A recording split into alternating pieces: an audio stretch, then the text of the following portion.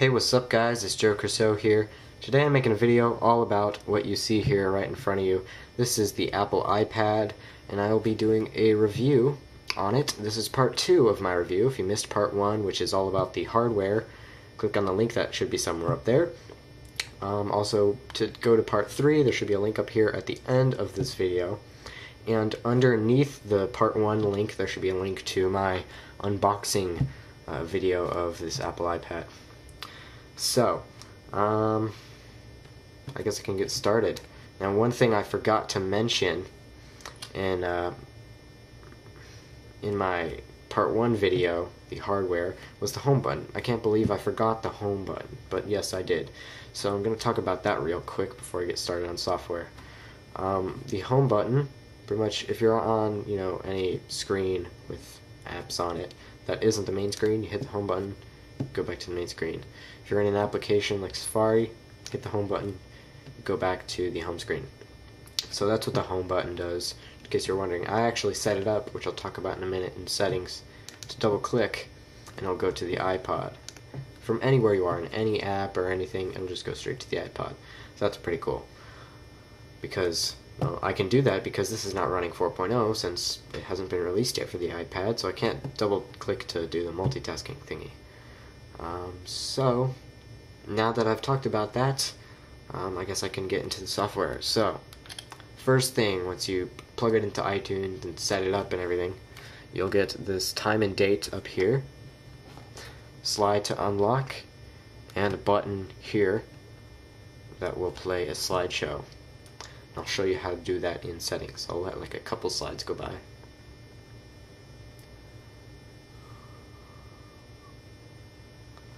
Actually, you don't really have to set up this button in settings. This is already there, but you can mess around with some of the settings of this button.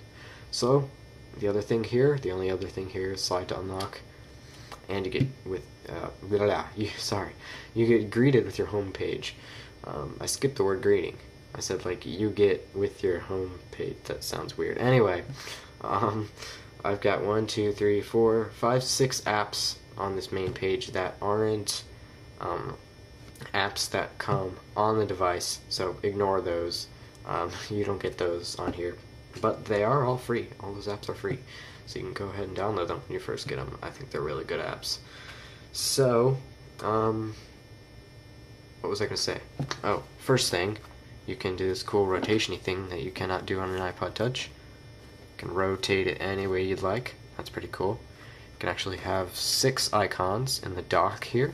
Can't do that on an iPod Touch.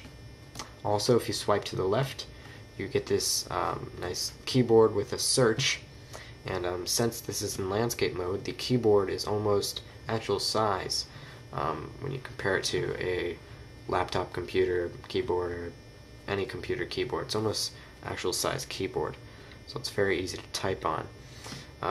So I typed in SA, and already I got what I was looking for, Safari, an application. So I can go ahead and tap it, and it'll bring me straight to the app. Also, you see I've got songs here that are results as well. And it'll, I'll go into settings real quick just to show you all the different stuff that are in there. Let's see, where is it? Is it home?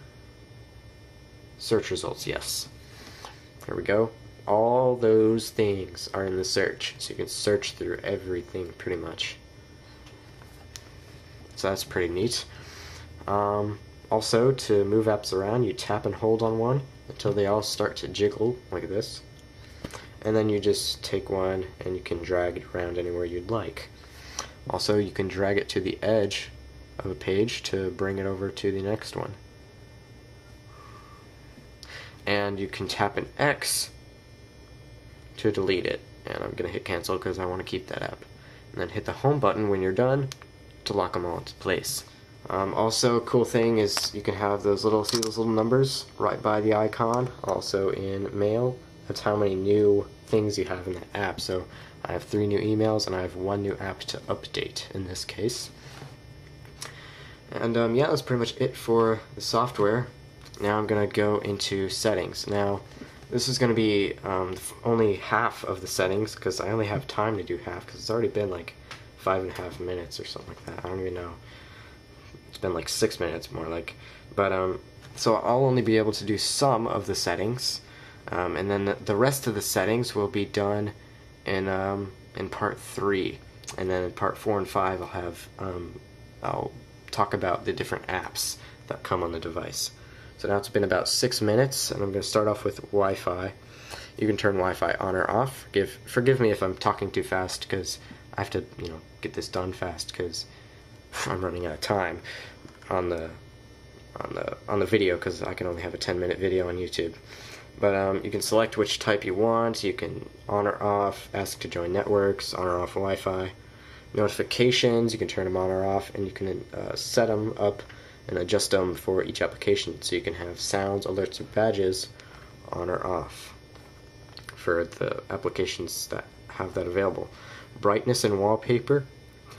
Here you can adjust the brightness, or you can turn auto brightness on. So let me see, if I make it really, really bright, turn auto brightness on. It doesn't adjust it. Well, I'll put it in the middle. There we go. Okay, that's perfectly in the middle, I think. Anyway, and then you can adjust wallpaper as well. And this is the default wallpapers that come on the device. But you can also choose wallpapers from your photo library here. So in saved photos, I have some cool wallpapers. I'll choose this one. I'll hit set both. You can also just set only to the lock screen or only to the home screen. And so now I have this cool wallpaper, and it's also set on the lock screen as well. Works in both orientations. So that's pretty neat. Picture frame is next. That was the thing that I showed you with the little icon on the lock screen that plays a slideshow. You can choose different transitions. You can zoom in on faces on or off, shuffle on or off, and you can choose which photos you want to show up in the slideshow. In general, you have about, and that just shows you like your number of songs, your number of videos, number of apps, how much space you have left, how much space there was, and this one's 32, but it's actually only like 29 because it's never the same. It's always a little bit less. And what else? Sounds. You can say whether you want new mail, sent mail, calendar alerts, lock sounds, or keyboard clicks on or off, and adjust the sound on the device. Network, that's just like Bluetooth and VPN, whatever VPN means. Or not Bluetooth, sorry, Wi-Fi. Bluetooth is here, you can turn it on or off. And then location services, you can turn on or off. Auto lock, that's when the screen shuts off after a few minutes of not using it. You can set when you want it to do that. Passcode lock, this is pretty cool. If you turn passcode on, you can enter a passcode, and then when you lock this screen, if somebody comes over and turns it on, tries to unlock to get into your iPad, they need to enter a passcode. So that's pretty cool. You can change your passcode, of course, and you can set when you want the passcode required. And then on picture frame, you can turn that on or off, so that way people can't like view all your photos. And erase data, you can turn on if you want all the data to be erased after the person fails 10 passcodes, passcode attempts. So that way it's just another security thing. Restrictions, you can enable and type in parental passcode. I would think it would be for parents who don't want their kids using like stuff, I guess. Like they can set the age limits on like applications to download and that kind of stuff. And sorry, I will continue this in part 3 because now I have like no time left. So yeah, that's all I have to say right now. Thank you guys for watching. I will see you in part 3. Link should be up here. And yeah, see you guys in part 3. Later.